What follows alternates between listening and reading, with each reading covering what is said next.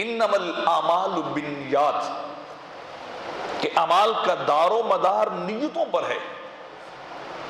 انسان جیسی نیت کرے، جیسا ذہن اور ارادہ بنائے، تو رب کائنات اس کے ذہن، اس کی نیت،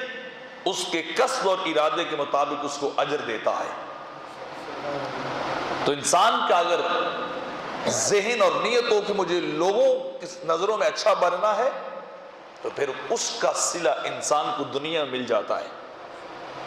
جو شخص چاہتا ہو کہ دنیا میں واہ واہ ہو جائے تو اس کو دنیا میں سب کچھ دے دی جاتا ہے،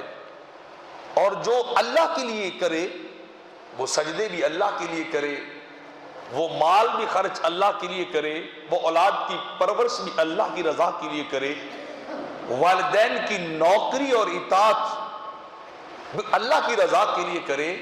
تو دنیا میں بھی اجر ملتا ہے، اور رب کائنات اسے آخرت میں بھی اجر عطا کرتا ہے۔ آقا علیہ الصلوۃ والسلام نے صحابہ سے ارشاد فرمایا کہ مجھے تم پر سب سے زیادہ خوف شرک اصغر کا ہے، کہ تم شرک کے اندر مبتلا ہو جاؤ گے۔ تو صحابہ کرام نے آقا علیہ الصلوۃ والسلام کی بارگاہ میں عرض کی، حضور یہ شرک اصغر کیا ہے؟ شرک اکبر تو ہم جانتے ہیں کہ اللہ کو چھوڑ کے کسی اور کو سجدہ کیا جائے، اللہ کا ہمسر بنا لیا جائے،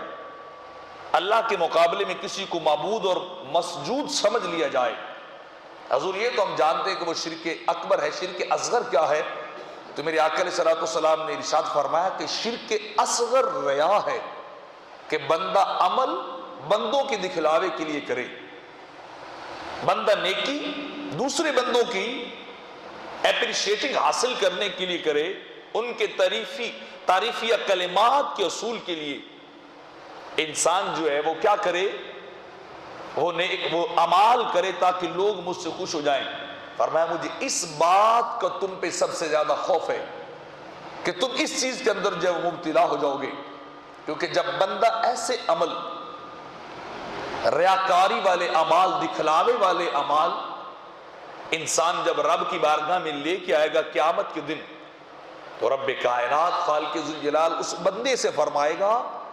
کہ اپنی اعمال ان بندوں کے پاس لے جاؤ جن کے دکھلاوے کے لیے تم نے دنیا میں کیے تھے، یہ اعمال تم ان کے پاس لے جاؤ جن کو راضی کرنے کے لیے، جن کی واہ واہ کے اصول کے لیے تم نے عمل کیے تھے، میرے لیے تو نے کیے کچھ نہیں تھا، تو اب جاؤ تم ان کا بدلہ اور اجر بھی ان سے پاؤ، میں تمہیں ان کا اجر نہیں عطا کرنے والا، میرے لیے یہ اعمال تھے ہی نہیں، میرے لیے تمہارے سجدے تھے ہی نہیں، میرے لیے تمہاری نیکیاں تھی نہیں، وہ تو دنیا کے لیے تھی، اور جاؤ ان سے جا کے تم جو ہے